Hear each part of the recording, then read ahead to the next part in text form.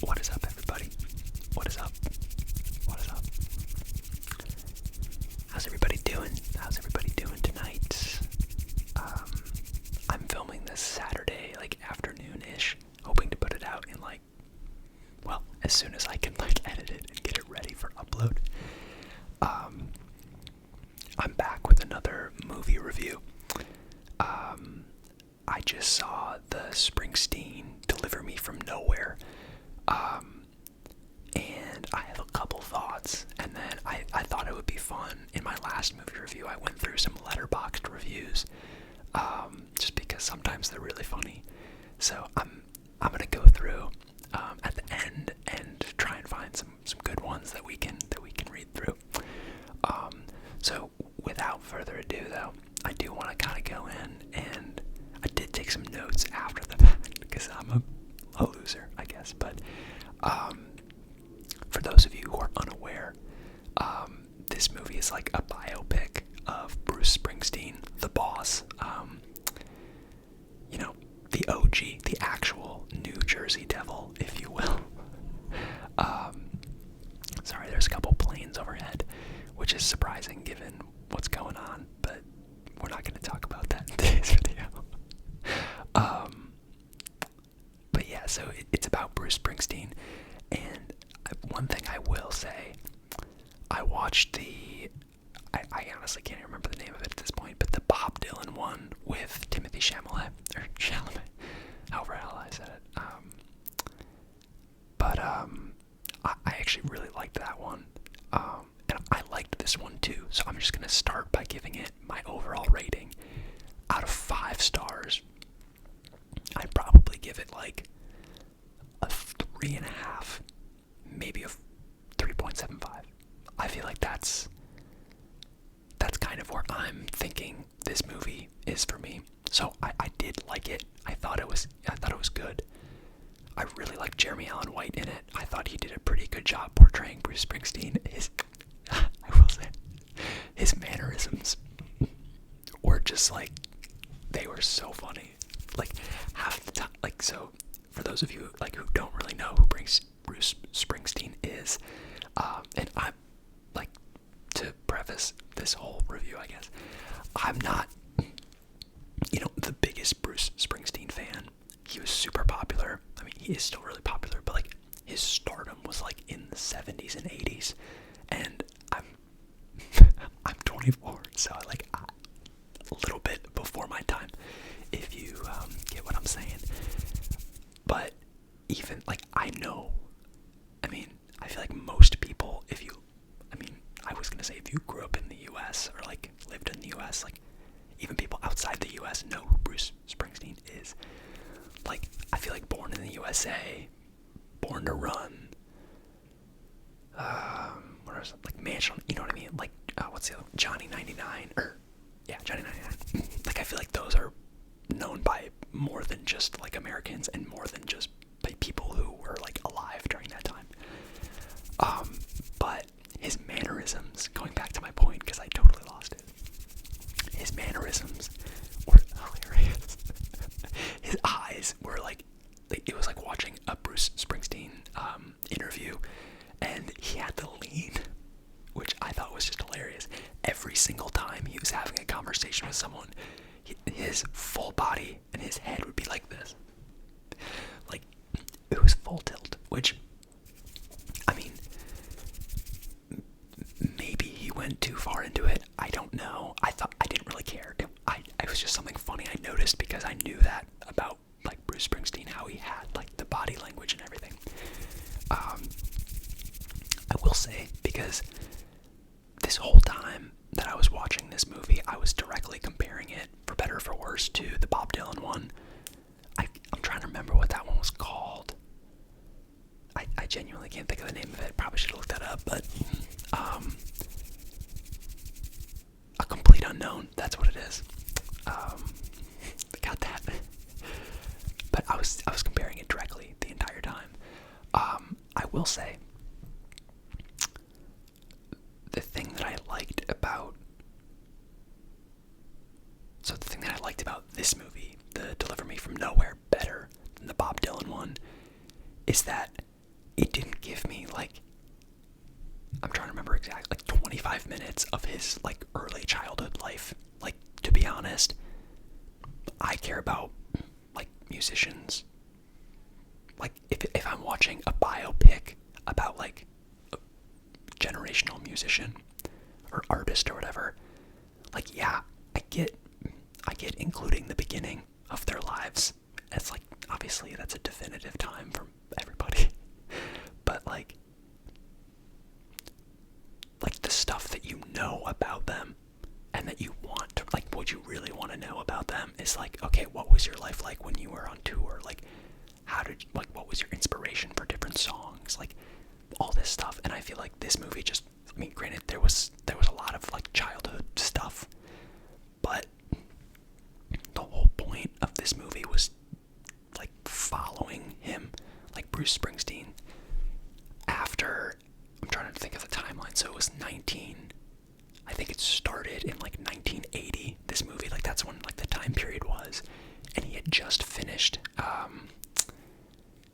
so Born to Run was like, I think his breakout album, if I remember correctly, and then he had a second one that was like I want to say it was like right after this movie came out, or no, it was right before.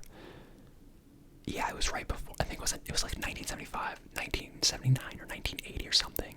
This movie took place, like it started as he was finishing his tour and starting to write his next album, which is one of my favorite Bruce Springsteen albums, Nebraska. Well, it is honestly probably my favorite, but yeah, it was pretty cool. It was pretty cool. And there was, and what I'm trying to, I guess, make the distinction between the Nebraska album was written when, I mean, Bruce Springsteen has always had, like, if you didn't know, he's had issues with like depression, and like he did not have a great childhood. And he had like a really contentious relationship with his dad and all that stuff. But the way that they explained it and the way that they showed his childhood, kind of like tying it back into the actual plot of like him as a superstar, or him like right before becoming like a superstar, I thought it was a little bit more well done than the Complete Unknown movie. I also, to be honest, I just care more about Bruce Springsteen than I do Bob Dylan. Like, I like Bob Dylan songs, but that's not really like my type of music, and I wouldn't really say Bruce Springsteen is like my number, like Bruce Springsteen, oh my god, I can't say it, Springsteen's genre of music, like, kind of like rock, kind of folky, like, that's not always what I'm looking for, but the Nebraska album is like way more in line with my own music preferences than like Bob Dylan's music is, you know what I mean? Or like Bob Dylan as like an artist. So I was more engaged with this.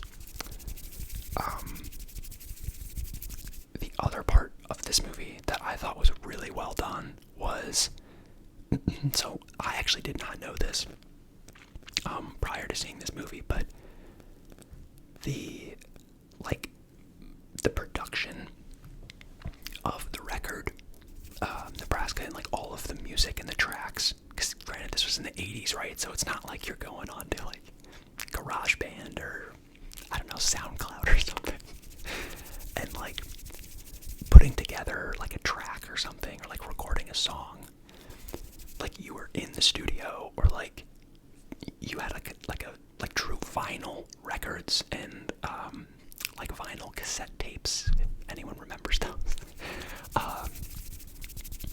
But what was really cool is that I think he was probably one of the first people to actually do it with like a big time studio where he recorded all of his like tracks, if you will, all of his songs in advance, so he could capture the sound of what he was looking for, and then he brought it into the studio, and he did it on, well, it was an ectoplasm, which is like, it creates an echo, which is, I mean, my grandpa had one of those that I crazy seeing that in the movie. And then what was the other? It was like, I think it was literally an 8-track, and there was some other thing, I forget what it's called. But he did like all this mixing himself, or maybe it was a 4-track. I'm trying to remember. Anyways, he was able to basically record all of it himself, put it together, and then like tell the music producers at the studio, like, this is what I want. And they make a big point of showing that in the movie, of, you know, it's being, there's kind of like, they don't really make it seem like a struggle between them, like the label and like Bruce Springsteen. But it is apparent that like they're not super thrilled with with this new up-and-coming album. He's just coming off of like his first big break that I think it cracked the top 10 or something. It was like, maybe it was the top 5 album. And they were like, oh, he needs to deliver a hit. This was at the same time that the song Born in the USA and the movie Born in the USA was all like coming together. So they were like, oh, we want that. That's gonna be like a #1 hit for however long. You don't even need the rest of the album. Like, that song's great. And he's like, no, I'm making my own stuff. So he was like very adamant about the way that he wanted the record to play and to sound like, which I thought was really cool. One of the things that I didn't love as much, and this isn't a big thing. It's really not. Like, this is just something that I was like, and people can disagree with me on this, but there was a lot of like, obviously he takes inspiration from his hometown. Like, after his tour, he goes back to his hometown to live. Like, that's like him as a person, right? All of the inspiration for the songs that on this new album, it, like, the way they just did it was just hilarious to me. So, one of the songs is Mansion on a Hill, right? And there's a scene where he's just driving along a highway, and then he stops, and then it like shoots to a flashback of like his dad, like letting him run through the cornfields, of like the property that has a mansion on a hill, and then it immediately, well, after that scene, it cuts back to him, and he's just, you can see him like writing out the names of the songs in the record, and it's like Mansion on a Hill, and I'm like, okay, like, I get it, I get what they're trying to say, like, oh, he's taking inspiration from his childhood and all that, and it's building to like, I don't know, be like a metaphor for his relationship with his dad, and like speak about all this stuff. But I was just like, I don't know, like, I feel like that maybe, like, they could have just showed the scene, right, and not really have like really gone the extra mile of like writing it out. I don't know. I guess it was helpful for some people who might not have known the songs or like the record or knew anything about Bruce Springsteen to have that. But that was just my 2 cents. So it's more than okay if people disagree with me on that point. But yeah, I just thought that was interesting. So overall, though, I really liked it. Again, I thought Jeremy Allen White did a pretty good job. I don't know.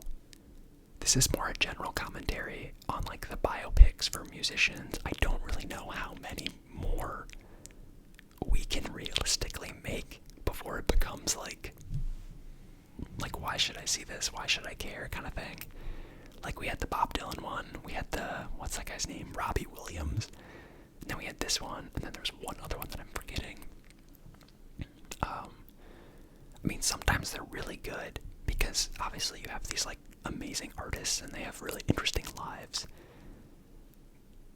But like, it has to be done well. That's all I'm saying. It has to be done well. And I thought this one was. I probably wouldn't see this like again. At least not for some time. I feel like, I don't know, like it's just kind of, it's one of those movies where you see it and you enjoy it, and then you're like, okay, well, what's the next one I can watch? You know, it's not like, oh, like when can I watch this again? There's not like a lot of rewatchability, which is not a huge factor at all. Like some of my favorite movies are movies that I like wouldn't really watch again. You know what I mean? But yeah, with that, I think that's gonna end my my portion of this review, and I'm gonna pull up some Letterboxd on my iPad here so that I can read. Oh my, okay, so it's actually kind of funny. Some of these are a little bit related to what I said, but so the top comment is they gave it a 3 out of 5 stars. It's by Cinema Joe. They said, imagine how good this would have been if they made Bruce Springsteen a CGI monkey. Someone should. So that's obviously in reference to the Robbie Williams biopic where he is a monkey, a CGI monkey for some reason. That was really funny when that movie, like that trailer came out.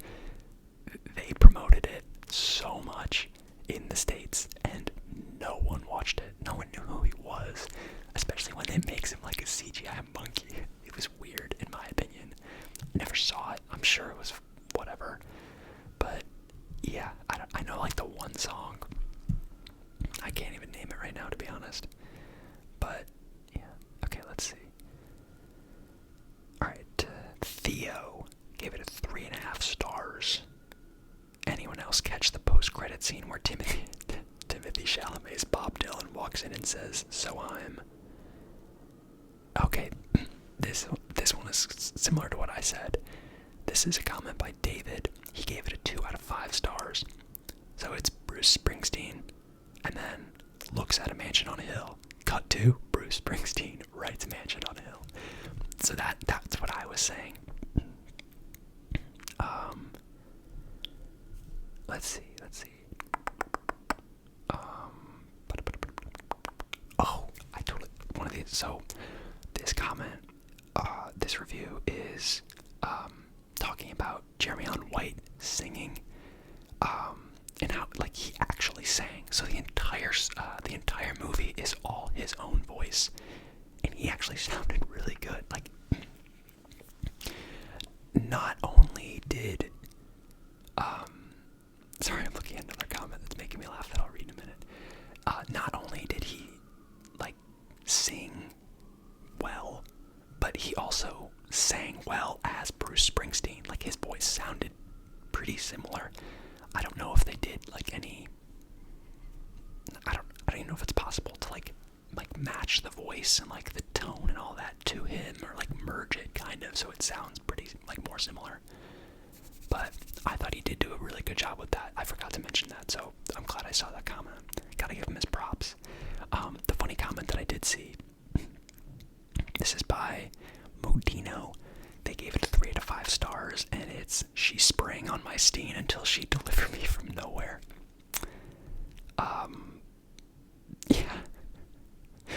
That's pretty funny.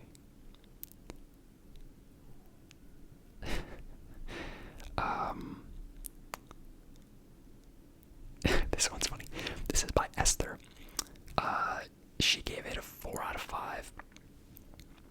Men would rather write the masterpiece Nebraska than go to therapy. That's pretty funny. Alright.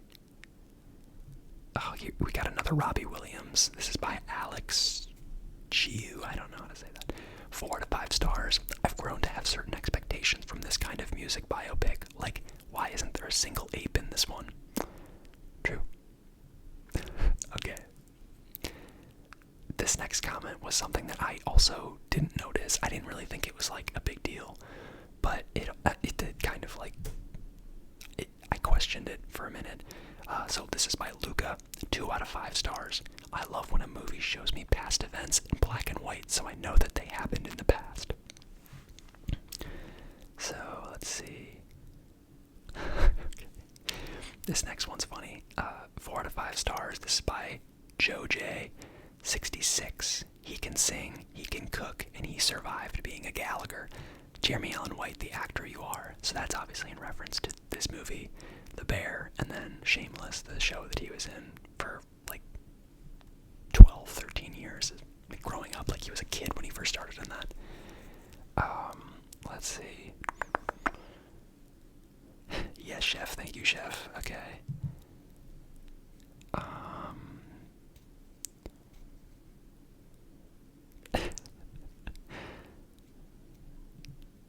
Let's see. I'm trying to find some really fun ones here.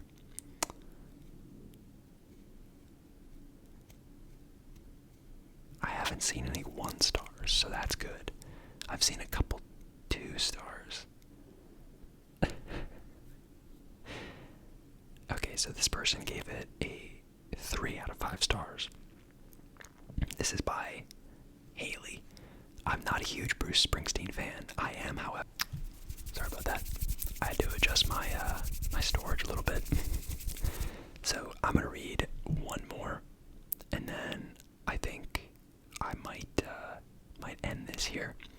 So this is by Evan AC, and they gave it 3.5 stars. Jeremy Allen White with brown eyes was way too disturbing for me. To be honest, I didn't realize he was wearing contacts, so that's my bad.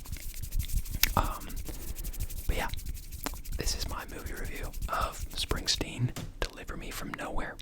Let me know in the comments if you've seen it or you're planning to see it.